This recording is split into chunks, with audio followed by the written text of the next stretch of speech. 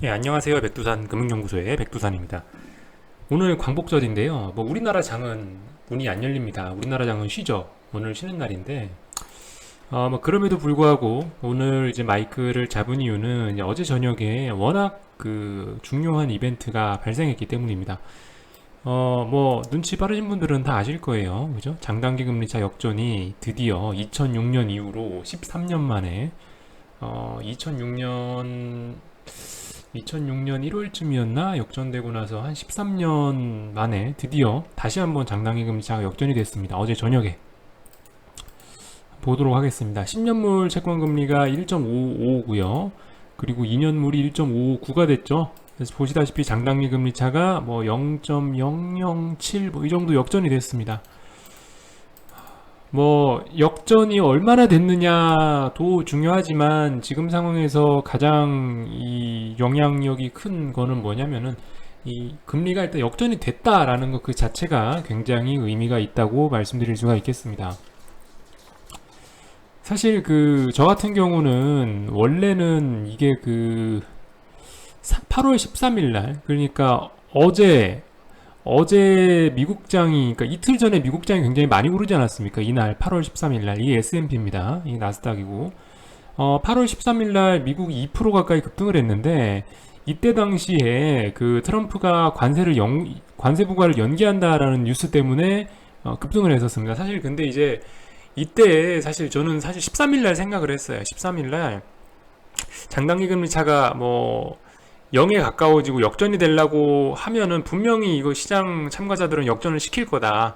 그래서 그와 관련된 불확실성, 그와 관련된 그 불안감으로 한번 지수를 굉장히 빠뜨릴 거다라는 생각을 갖고 있었는데, 이날 하필이면 8월 13일 날 그 트럼프가 호재를 발표하는 바람에 지수가 급등을 했죠. 그리고 장단기 금리차는 역전은 하루가 미뤄져서 그로 인해서 8월 14일 날 결국 장단기 금리차가 역전이 되고, 어제 저녁이죠. 그로 인한 불안감에 미국 주식이 급락을 했습니다. 3%대 급락을 했죠. 자, 굳이 이렇게 급락을 했던 이유를 얘기를 해보자면, 사실 미국장 같은 경우는 보시다시피 이게 워낙 강한 주식 시장이다 보니까 지금까지 안 빠졌죠. 지금까지 상대적으로 다른 아시아나 유럽이나 이런 데에 비하면 증시가 가장 강했기 때문에 그동안 안 빠져서 좀 많이 빠지기도 했습니다. 근데 아무튼, 이유가 어찌됐든 간에 3% 빠졌다는 거는 굉장히 크고요. 그리고 문제는 이 3% 급락으로 인해서 지금 여기 있는 이 저점 부분에 대한 지지력이 의심을 받게 됐습니다. 기존에 만들어놨던 지지력들 전부 다 훼손을 해버렸어요. 나스닥도 그렇고 S&P도 그래요. 그래서 지금 현재 녹화하는 시간이 오후 1시입니다. 오후 1시. 한창 지금 이제 아시아장이 열심히 열리고 있을 때죠. 그래서 지금 살짝 빨간불이 들어와 있지만 아직까지 큰 의미가 없습니다. 자, 어떤 면을 보면서 그런 말씀을 드릴 수가 있겠냐. 보시다시피 변동성 지수 보시면 돼요. 변동성 지수. 자, SVXY라는 상품. 이게 사실 제일 중요합니다. 이게 미국장 콜옵션하고 비슷하다라고 말씀드렸는데, 말씀드렸다시피 49 정도 자리는 반드시 지켜줬어야 되는데 47이에요. 어제 저녁에 개파락을 해버리는 바람에 개파락에서 저기 지지선에 바싹 갖다 붙여서 개파락하는 바람에 박살이 났습니다. 이렇게 되면 어떻게 돌리냐? 이렇게 되면은 운이 좋아야 한 이틀 이상 걸려서 반등을 할 수 있습니다. 운이 좋아야. 어쨌든 이렇게 차트가 나왔다는 거는 추가적인 급락이 나올 수 있다는 거죠. 특히 이것도 그래요. 이게 미국장 풋옵션이라고 얘기를 할 수가 있겠죠. TVIX 보시면은 이 넘어가서는 안 될 자리를 넘어갔습니다. 따라서 일단 이런 모습을 봤을 땐 미국 시장 파생 상품 쪽의 모습을 봤을 때는 일단 오늘 저녁에 한 번 더 추가적인 급락은 피할 수가 없을 것 같다는 생각입니다. 물론 근데 요즘 이렇게 얘기하는 게 정말 뭐해요. 왜냐면은 트럼프가 잠도 안 자고 주식을 쳐다보고 있어가지고 주식시장 빠지는 것 같다 그럼 한마디 던져요. 그러면은 차트고 뭐고 다 필요 없습니다. 그냥 요즘 진짜 정치가 경제를 주무르고 있는 그런 상황이죠. 사실 그렇습니다. 오늘 저녁에 트럼프가 어떤 조치를 취해주거나 뭐 어떤 얘기를 해주거나 아니면 뭐 파월의장이라든가 누가 나와갖고 좀 얘기를 해주면은 모르겠습니다만은 뭐 그런 특별한 이슈가 없다면 일단 장중에 한 번 더 미국장은 저점을 좀 일단 한 번 더 급락할 가능성이 있겠죠. 일단 뭐 그럴 것 같습니다. 좋은 얘기는 지금 못 드리는 상황이에요. 좋은 얘기는 못 드려. 참 말도 안 되는 이슈로 어제 한 번에 개파락도 굉장히 세게 해가지고 뭐 하여튼 줄줄줄 밀려버리고 말았습니다. 근데 어쨌든 간에 뭐 중요한 거는요, 지금 일단 장단기 금리차 역전이란 이벤트를 가지고 주식시장이 이렇게 많이 빠졌는데요. 뭐 믿을 거는 옛날 사례들밖에 없습니다. 옛날 사례들, 그리고 이게 어떻게 해결이 될란지에 관해서 간단하게 얘기를 하고 마치도록 해볼게요. 우선은 자 10년물하고 2개월 10년물하고 2년물 요거 장단기 금리차죠. fred.org fred.saintlouisfed.org 여기 들어오시면 보실 수가 있는데, 자 지금 그 제가 어제 사례 분석해 드렸죠. 지금 상황이 뭐하고 제일 비슷하냐면 여기하고 제일 비슷합니다. 일단 98년 6월달 98년 6월달 한국장하고 비교했을 때 이제 비교할 수 있는 사례가 여기 두 가지가 있는데, 2006년 같은 경우에는 장단기 금리차가 2006년 1월 달에 여기 역전이 한번 됐었는데요. 근데 1월 달에 역전이 됐었는데 이때는 장단기 금리차 역전된 거하고 상관없이 금리 계속 올렸습니다. 한번 데이터를 보면서 말씀을 드리도록 할게요. 이 같이 봐야 됩니다. 같이.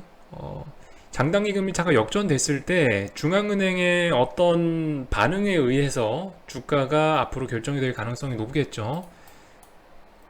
자, 그래서 한번 보겠습니다. 2006년 1월 달이라고 했죠. 2006년 1월 달에 장단기 금리차 한번 역전됐을 때 어땠다? 2006년 1월 달 여기에요.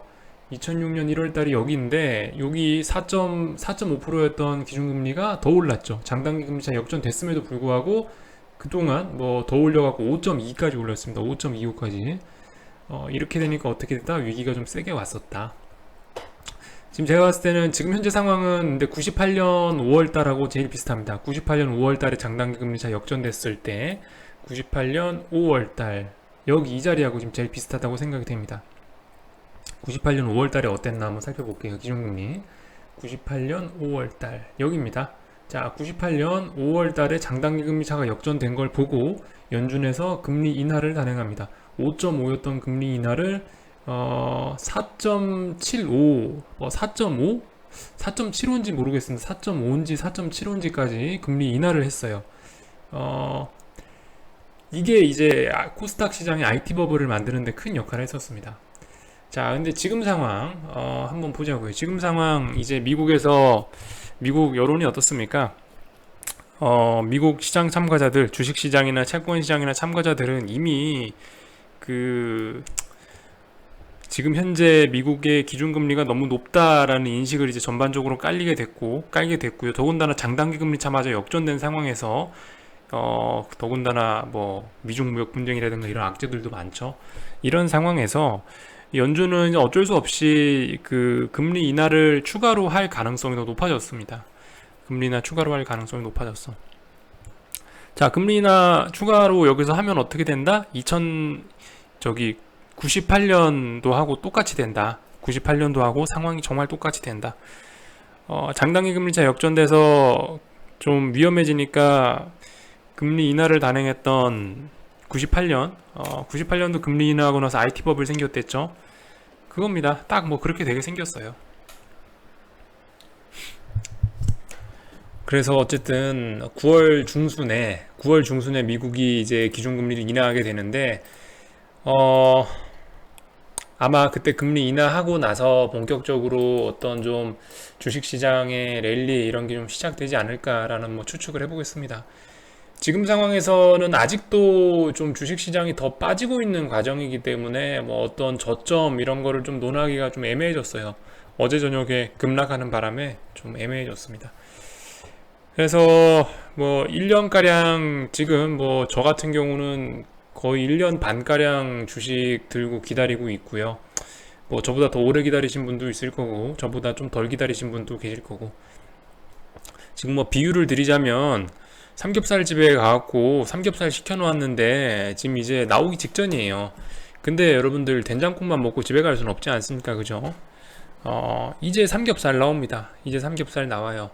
장단기 금리차 역전되고 나서부터 오르는 주식이 그게 이제 뭐 가장 무서운 법이니까 그죠? 삼겹살 시켰는데 삼겹살 먹고 가야겠죠. 된장국만 퍼먹고 갈 수는 없습니다. 이번 위기 언제 끝날지 알 수는 없지만 어쨌든 역사적인 사례로 봤을 때 반드시 주식이 이제 여기서부터 버블이 나올 가능성이 높아집니다. 이게 본 메뉴 나온다는 얘기죠. 뭐 어려운 시기지만은 조금만 더 견뎌보시면 괜찮을 것 같습니다. 하여튼 더 이상 뭐 길게 얘기는 하지 않겠습니다. 제가 얘기하는 게 뭐 그렇게 큰 의미가 없어요.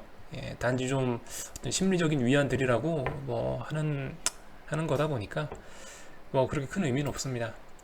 자, 아무튼 오늘 저녁도 미국장 눈 빠지게 잘 들여다보도록 합시다. 방송은 여기서 마치도록 할게요.